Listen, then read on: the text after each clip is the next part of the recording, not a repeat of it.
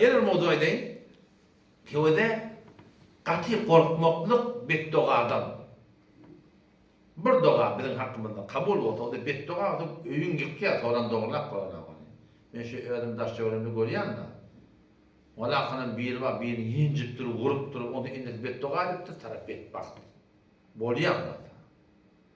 Fark etmeye, zinanı da dıngır dıngır edip adamsı beddua etti, öğün yıkıp etti.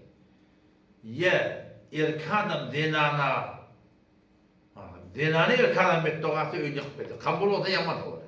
Hadise geliyor da, ittakû da'vetel mazlum diye peygamberimiz. Mazlumun duasının korkun etti. Fark etmeye kim olsun? Heyvan mı? Heyvan edilmesen yakın. Geçen böyle kurunda geçti ha. Bir pişikten süreyim, Hudayların cehennem aktarttır. Damıktır, görmemektir. Zulmettir da.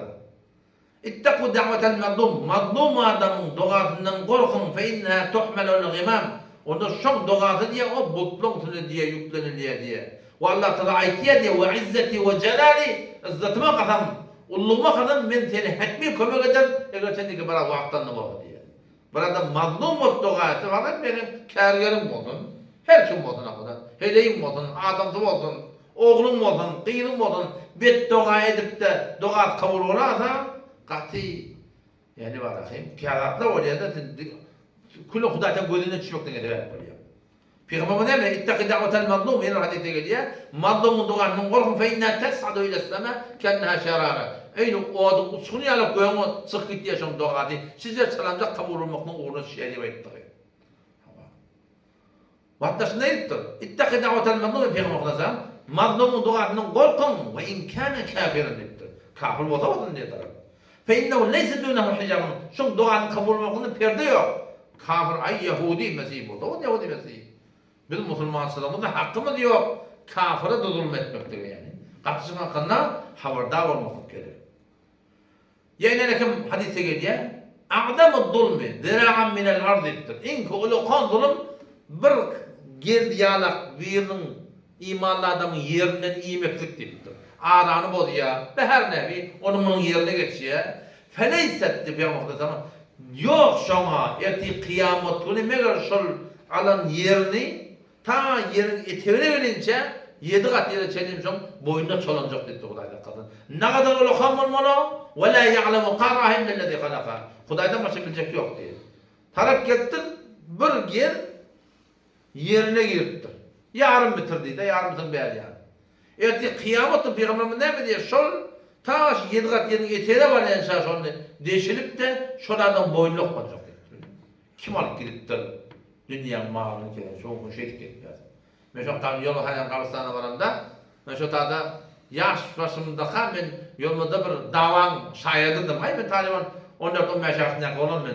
Bir hele benim bir erkek kursu yerden süreyim. Ağrıdan şeymişti da. Ağrıdan şeymişti da.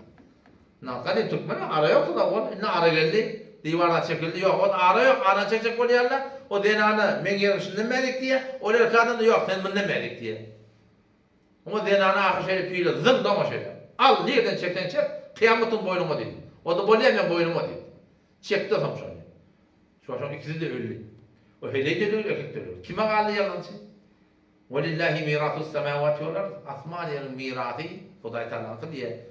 Şu hemmesi yoğurup şoğa var ya da biliyor musun? Bir de yanımda amanet. Onun hakkında da katı korkmaklık gerek.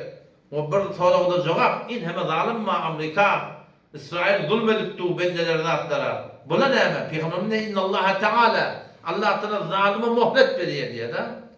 Ama tuzlu diye gören verip duruyor. Şu anda kadar adam ne var ya? Mesirinde balayan yaş yaşında haramiye namazda iş yok. Dakbe şu hesap olun akşolara. Şu Huday Teala'nın gözünün düşündüğün alameti. Tuzlu diye gören veriyor. Ama yok. Haydar'dan iki Alperen yoluna kalk yanlamayı. Maturdan yık yanla. Yeni bile başına getiriyorlar. Kıyısılık diyorlar. Şu Huday Teala'nın kavurduğu evur dolun nitbatta olsa biliyor musun? Tüyünün kıyıkayı çok koruyanım.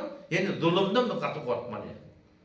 O zulüm edip de birinin bedduasını alarsak fark etmeye, zenalı erkeğin duasınasın, erkek ya zenana duasınasın, fark etmeye, ata oğlun duasınasın, oğul atan duasınasın, haydi bir dua kabul olarsa, ki Huday Teala ızdırtına kadar ayet diyor, ben etmeydim, dağdığına yeter, ne ölçen de ki, biraz vakitten de oku diye, şu hakkında katı haberdar olmak gerek. Allah kabul etsin, tamamını iman etsin.